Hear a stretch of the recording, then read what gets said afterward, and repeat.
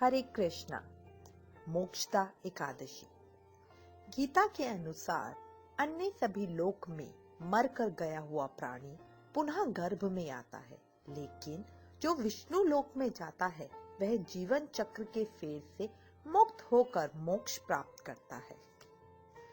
यूं तो पृथ्वी पर जितने भी प्रकार के जीव हैं, वह सभी परमात्मा के ही अंश है, परंतु मोहवश कर्म बंधन में फंसकर जन्म और मृत्यु के दो पार्टों में पिसते रहते हैं। शरीर जब छूटता है तब आत्मा को अपने लक्ष्य का बोध होता है और वह अफसोस करता है, लेकिन जब पुनः प्रभु शरीर प्रदान करते हैं तो प्राप्त शरीर के कर्मों में रम जाता है और अपने परम लक्ष्य से दूर होता चला जाता है। भगवान गीता में कहते हैं, मन ही कर्म बंधन में बांधने वाला है। इस पर जो काबू पा लेता है कर्म बंधन से मुक्त हो जाता है और सदा सदा के लिए जीवन मृत्यु के चक्र से मुक्त हो जाता है। गृहस्थ जीवन में रहकर हम मनुष्य किस प्रकार मोक्ष प्राप्त कर सकते हैं, इसके लिए कृपालु भगवान ने एकादशी व्रत का महत्व बताया है। यूं तो वर्षों के अंतर्गत आने वाली सभी एकादशियां पुण्यदायिनी है, परंतु जो मोक्ष की कामना रखते हैं उनके लिए माघ शुक्ल पक्ष की एकादशी, जिसे मोक्षदा कहते हैं, का व्रत बहुत उत्तम है।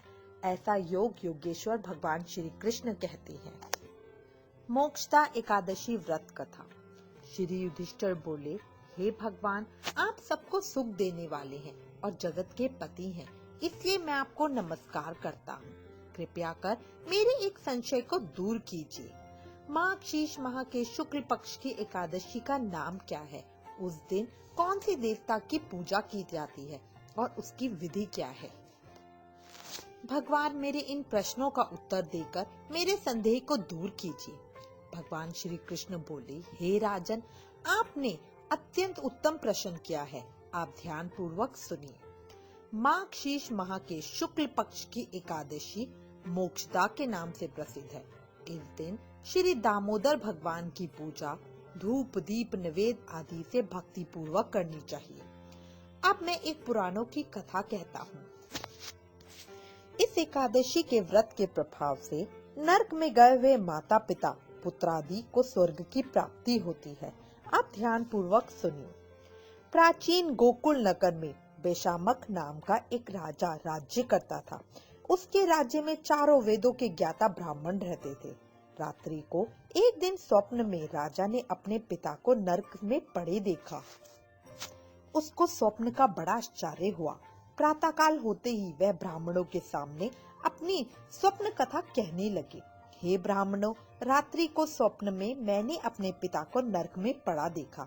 उन्होंने मुझसे कहा, हे पुत्र, अब मैं नरक भोग रहा हूँ, मेरी यहाँ से मुक्ति करो। अब मैं क्या करूँ, कहाँ जाऊँ? उस दुख के कारण मेरा शरीर तप रहा है।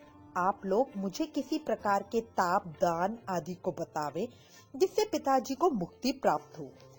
उस उत्तम पुत्र का जीना व्यर्थ है जो अपने पिता का उद्धार न कर सके। राजा के ऐसे वचनों को सुनकर ब्राह्मण बोले, हे राजन, यहाँ से करीब ही वर्तमान भूत भविष्य का ज्ञाता पर्वत नाम के एक ऋषि का आश्रम है। आप यह सब बातें उनसे जाकर पूछ लीजिए, वे आपको इसकी विधि बता देंगे। राजा ऐसा सुनकर मुनि के आश्रम पर गए। उस समय चारों वेदों के ज्ञाता पर्वत मुनि दूसरे ब्राह्मणों के सामने बैठे थे। राजा ने जाकर उनको साष्टांग प्रणाम किया। पर्वत मुनि ने उनसे कुशल क्षेम पूछी। तब राजा बोले, हे देव ऋषि, आपकी कृपा से मेरे राज्य में सब कुशल है, परंतु मेरे मन में अशांति है, इसका कुछ उपाय कीजिए। ऐसा सुनकर पर्वत मुनि ने एक मुहूर्त के लिए नेत्र बंद कर लिए और भूत भविष्य को विचारने लगे। फिर बोले, हे राजन, मैंने योग बल के द्वारा तुम्हारे पिता के समस्त कुकर्मों का ज्ञान प्राप्त कर लिया है। उन्होंने पूर्व जन्म में कामातुर होकर सौत के कहने पर एक स्त्री को ऋतुदान मांगने पर नहीं दिया। उसी पाप कर्म के फल से तुम्हारे पिता को नरक में जाना पड़ा है। तब राजा बोला, हे भगवान, मेरे पिताजी के उद्धार हेतु आप कोई उपाय बतलाइए। तब पर्वत मुनि बोले, हे राजन, माघ शीर्ष माह के शुक्ल पक्ष में जो एकादशी होती है, उस एकादशी को आप उपवास करें और पुण्य को अपने पिता को संकल्प छोड़ दें। उस एकादशी के पुण्य के प्रभाव से अवश्य ही आपके पिता की मुक्ति होगी। मुनि के वचनों को सुनकर राजा अपने महल को आया और कुटुंब सहित मोक्षदा एकादशी का उपवास किया। उस उपवास के पुण्य को राजा ने अपने पिता को संकल्प छोड़ दिया।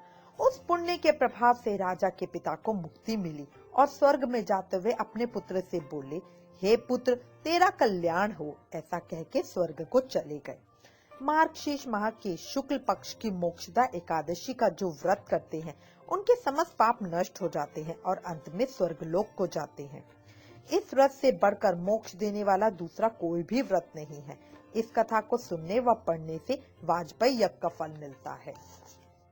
मोक्षदा एकादशी व्रत विधि। मोक्षदा एकादशी का व्रत किस प्रकार करना चाहिए, इसके विषय में श्री कृष्ण कहते हैं, दशमी के दिन सात्विक भोजन करना चाहिए। शुद्ध मन से भगवान दामोदर का नाम स्मरण करते हुए सो जाना चाहिए। सुबह ब्रह्म मुहूर्त में उठकर स्नान करें। भगवान की प्रसन्नता के लिए धूप, दीप, तिल, तुलसी की मंजरी, पंचामृत से लक्ष्मीपति श्री विष्णु की पूजा करें। पूजा के पश्चात विष्णु के अवतारों एवं उनकी कथाओं का श्रवण या पाठ करें। रात्रि जागरण कर भगवान विष्णु का भजन गाएं। द्वादशी के दिन अपने सामर्थ्य के अनुसार पंडितों को भोजन कराएं व दक्षिणा सहित उन्हें विदा करें। अब आप स्वयं अंजल ग्रहण करें। इस प्रकार मोक्षदा एकादशी करने से जो पुण्य की प्राप्ति होती है, वह वाजपेयी यज्ञ से भी अधिक पुण्य देने वाला है। गीता जयंती। भगवान विष्णु जिस लोक में निवास करते हैं, उसे बैकुंठ कहा जाता है। शास्त्रों के अनुसार बहुत ही पुण्य से मनुष्य को इस लोक में स्थान मिलता है। जो वहां पहुंच जाता है, उसे पुनः गर्भ में नहीं आना पड़ता, क्योंकि उसे मोक्ष की प्राप्ति हो जाती है। शास्त्रों के अनुसार मार्गशीर्ष मास की शुक्ल पक्ष एकादशी बड़ी ही पुण्यदायिनी है। इस एकादशी के दिन व्रत करके गीता के 11वें अध्याय का पाठ करने वाले के पाप कट जाते हैं और व्यक्ति मोक्ष पाने का अधिकारी बन जाता है।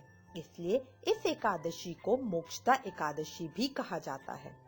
इस एकादशी का विशेष महत्व इसलिए भी है क्योंकि इसी दिन भगवान श्री कृष्ण ने अर्जुन का मोह भंग करने के लिए मोक्ष प्रदायिनी श्रीमद् भागवत गीता का उपदेश दिया था। इस एकादशी का विशेष महत्व इसलिए भी है क्योंकि इसी दिन भगवान श्री कृष्ण ने अर्जुन का मोह भंग करने के लिए मोक्ष प्रदायिनी श्रीमद् भगवत गीता का उपदेश दिया था। इसीलिए इस दिन को गीता जयंती के नाम से भी जाना जाता है। श्रीमद् भगवत गीता में 18 अध्याय हैं। गीता के 11वें अध्याय में भगवान श्री कृष्ण के द्वारा अर्जुन को विश्व रूप के दर्शन का वर्णन किया गया है। इस अध्याय में बताया गया है कि अर्जुन ने भगवान श्री कृष्ण को संपूर्ण ब्रह्मांड में व्याप्त देखा। श्री कृष्ण में ही अर्जुन ने भगवान शिव, ब्रह्मा एवं जीवन मृत्यु के चक्र को भी देखा। शास्त्रों के अनुसार जो व्यक्ति नियमित गीता के 11वें अध्याय का पाठ करता है, उसे भगवान विष्णु के दर्शन का पुण्य प्राप्त होता है। ऐसे व्यक्ति की आत्मा मृत्यु के पश्चात परमात्मा के स्वरूप में विलीन हो जाती है, अर्थात उन्हें मोक्ष मिल जाता है। गीता का 18वां अध्याय मोक्ष संयम योग के नाम से जाना जाता है। जो व्यक्ति समय के अभाव में संपूर्ण गीता का पाठ नहीं कर पाता, वह केवल 18वें अध्याय का पाठ करे तो उन्हें संपूर्ण गीता पाठ का लाभ मिल जाता है। शास्त्रों में बताया गया है कि गीता जयंती के दिन श्रीमद् भगवत गीता की पूजा करके आरती करनी चाहिए। इसके पश्चात गीता का पाठ करना चाहिए। इससे महापुण्य की प्राप्ति होती है। गीता पाठ का पुण्य प्राप्त करने के लिए यह भी ध्यान रखना चाहिए कि गीता मनुष्य को आदर्श जीवन जीने की सलाह देता है। व्यक्ति को गीता का पाठ करके इसके ज्ञान को अपने जीवन में भी अपनाना चाहिए, तभी गीता के पाठ का लाभ मिलता है। हरे कृष्णा।